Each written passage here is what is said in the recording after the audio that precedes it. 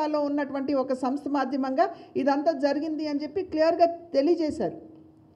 Supreme court అప్పుడు వారికి ఇచ్చినటువంటి వెసులుబాటు ఏమిటంటే, మేము క్వాష్ చేయం ఈ కేసు, కానీ సోనియా గాంధీ గారు కావచ్చు, రాహుల్ గాంధీ గారు కావచ్చు, అదేవిధంగా మోతీలాల్ వోరా గారు కావచ్చు, ఇంకొక వ్యక్తి ఉన్నారండి సునీల్ ఏదో ఉంది వారి పేరు, వారిని కావచ్చు కోర్టుకి రాకుండా వారికి మేము ఊరట ఇస్తున్నామని చెప్పి అప్పుడు కోర్టు చెప్పింది, కానీ క్వాష్ చేయలేదు.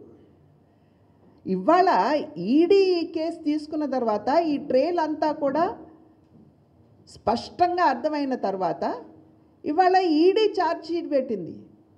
ఈడీ ఛార్జ్ షీట్లో వీరిరువురు పేర్లు ఉన్నాయి, సోనియా గాంధీ గారు కావచ్చు, రాహుల్ గాంధీ గారు కావచ్చు. కనుక భారతీయ జనతా పార్టీ మీద ఇవాళ బురద జల్లడం అనేది ఇది కరెక్ట్ అయినటువంటి విషయం కాదు. మీ మాధ్యమంగా రాష్ట్రంలో ఉన్నటువంటి ప్రజలందరికీ కూడా సవివరంగా ఈ కేసు పూర్వాపరాలన్నీ కూడా మీ మాధ్యమంగా ప్రజలకి తెలియజేయడం జరుగుతుంది.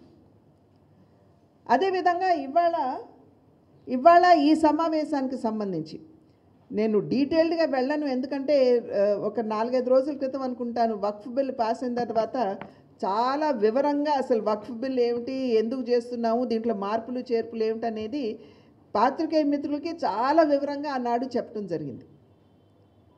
కాకపోతే ఒకటి మాత్రం మళ్ళీ తిరిగి నిన్న సుప్రీంకోర్టులో వచ్చినటువంటి జడ్జ్మెంట్ ఏమంటున్నారు, ఇది భారతీయ జనతా పార్టీకి చెంపపెట్టు, రద్దయింది చట్టం అనేటువంటి ఒక ప్రచారం తీసుకొస్తున్నారు. కానీ మీరందరూ కూడా చాలా దగ్గరగా పరిశీలించినట్లయితే సుప్రీంకోర్టు చెప్పింది ఏమిటంటే, మేము ఈ చట్టంలో తలదూర్చలేము, ఈ చట్టాన్ని మేము రద్దు చేయడం లేదు, స్టాటస్ కో మాత్రమే ఇచ్చారు. స్టాటస్ కో ఇస్తూ ఏమని చెప్పారు, ఏదైతే వక్ఫ్ భూములు, వక్ఫ్ ఆస్తులు ఇప్పటి వరకు కూడా గుర్తించబడ్డాయో లేకపోతే నోటిఫై చేయబడ్డాయో, ఇవి వక్ఫ్ ఆస్తులు అని ఏవైతే నోటిఫై చేయబడ్డాయో దానిలో మార్పులు చేర్పులు చేయొద్దన్నారు.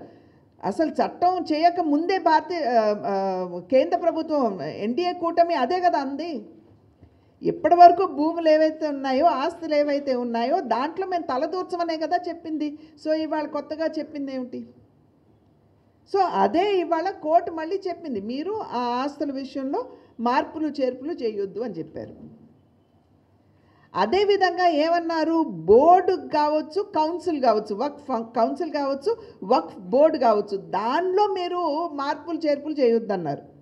అసలు చట్టం చూసినట్లయితే చట్టం ఏమని చెప్తుంది, వక్ఫ్ బిల్లు కనుక మీరు చాలా జాగ్రత్తగా పరిశీలించినట్లయితే బిల్లు ఏమని చెప్తుంది, వక్ఫ్ బోర్డు కావచ్చు, కౌన్సిల్ కావచ్చు, ఒకవేళ వారికి 5 సంవత్సరాల కాల పరిమితి ఉందనుకోండి, చట్టం చేసుకున్నప్పుడు 3 సంవత్సరాలు అయిపోయినాయి, ఇంకో 2 సంవత్సరాలు మిగిలి ఉన్నాయి.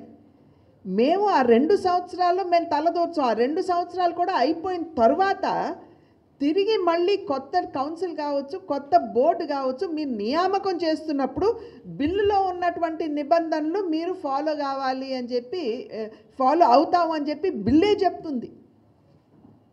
చట్టంలోనే ఉంది, మేము చేసినటువంటి చట్టంలోనే ఉంది.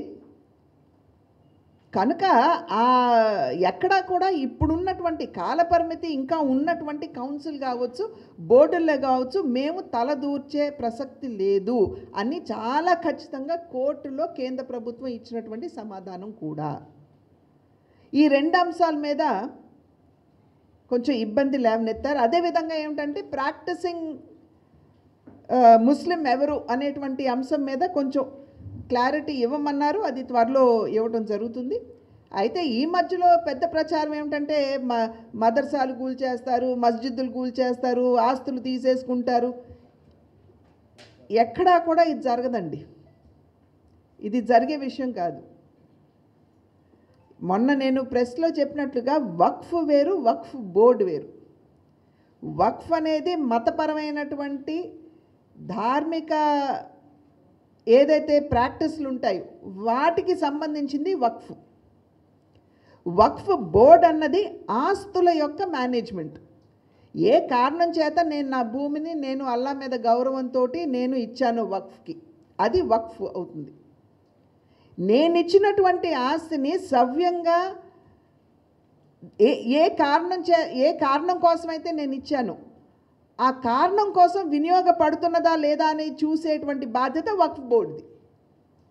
ఈ రెండు మనం చాలా చాలా చక్కగా అర్థం చేసుకోవాల్సినటువంటి అవసరం ఉంది. వక్ఫ్ వేరు, వక్ఫ్ బోర్డు వేరు. వక్ఫ్లో ఎప్పుడూ కూడా మనం తలదూర్చటం లేదు, మతపరమైనటువంటి అంశాల్లోకి వెళ్ళడం లేదు. మేనేజ్మెంట్ వరకే మనం పరిమితం అయ్యి ఆ మేనేజ్మెంట్కి సంబంధించినటువంటి బోర్డులోనే మార్పులు చేర్పులు చేయటం జరుగుతుంది, అంతే. కనుక నిన్న సుప్రీంకోర్టు ఇచ్చినటువంటి వారు ఏదైతే పర్సెప్షన్ వారు తెలియజేశారు, అది చెంపపెట్టు కాదు, దానికి ఆల్రెడీ మేము కట్టుబడి ఉన్నాము అనేది ఒకటి మీ మాధ్యమంగా తెలుస్తూ, మతపరమైనటువంటి ఆచార వ్యవహారాల్లోకి ఎప్పుడు కూడా మేము తల దూర్చము అనేటువంటి అంశాన్ని కూడా ఖచ్చితంగా తెలియజేస్తూ,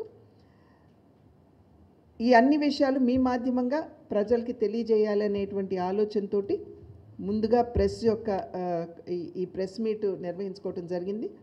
ఇప్పుడు మనం ఈ వక్ఫ్కి సంబంధించి కరపత్రం రిలీజ్ చేసుకుంటాము.